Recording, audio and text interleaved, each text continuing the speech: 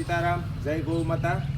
મિત્રો આજે આપણે સુરત કાલે આવ્યા અને આજે એક ફેસબુકના માધ્યમથી આપણે એક કાલે વિડીયો જોયો હતો અને મારી સાથે જ ભણતા આ જિગ્નેશ મારી સાથે ભાઈ સરખા ગામનો અમે સાથે ભણતા મેં એને કાલે જોયા એટલે મને છે ને ટાંટા વર્ષો ત્યાં બહુ મને વાલા, મારા બાપુજીને બહુ વાલા અને મારો છોકરો નિત્ય છે ને એને ટાંટા બહુ વાલા. એટલે કાલ ખાલી એને વિડીયો જોયો કે પપ્પા આપણે ત્યાં જવું છે કાલે, તો મેં તરત કાલે જિગ્નેશને ફોન કર્યો કે ભાઈ જિગ્નેશ આપણે કઈ જગ્યાએ છે, તો એ કે આપણે સુરત આપણે BRTSની પાસે. તો અમે આજે સવારે જ ત્યાં પહોંચી ગયા અને મિત્રો એક કાજો બળદ તમે જોઈ શકો, એકથી એક સળિયાતા બળદ. આપણે ખેડૂતોએ તો ખેડૂતને કાંઈ બળદ મોંઘા નહોતા પડતા, પણ ટેકનોલોજી સમયની સાથે બધું ચેન્જ કરવું પડે છે કાંકનું કાંક.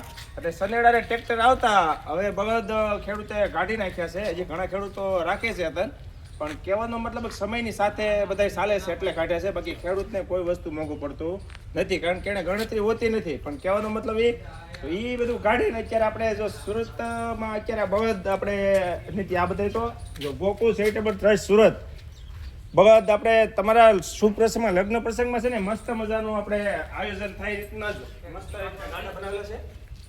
અને જો આ ગાડા જુઓ બહુ મસ્ત તમારા લગ્ન પ્રસંગમાં મસ્ત મજાનું આયોજન થાય ને એ રીતના બળદ ગાડા બળદ એ ટાઈપના છે બહુ સુપર, અને ગાડા એ રીતના બહુ મસ્ત તમારા પ્રસંગ સુશોભિત થાય એ રીતના ગાડા છે.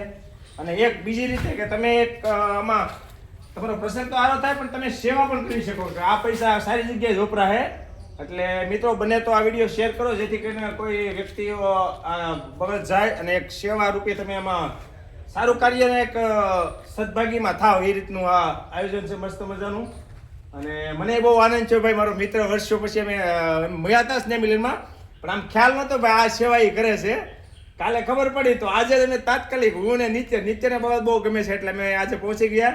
મિત્રો આ બને તે બધા વિડીયો શેર કરો જેથી કરીને કોઈ લોકોને સુપ્રસંગ આવતો હોય તો મસ્ત મજાનો ગાડા છે, તો તમારો પ્રસંગ બહુ સારો થાય અને એક સેવા કાર્ય થાય.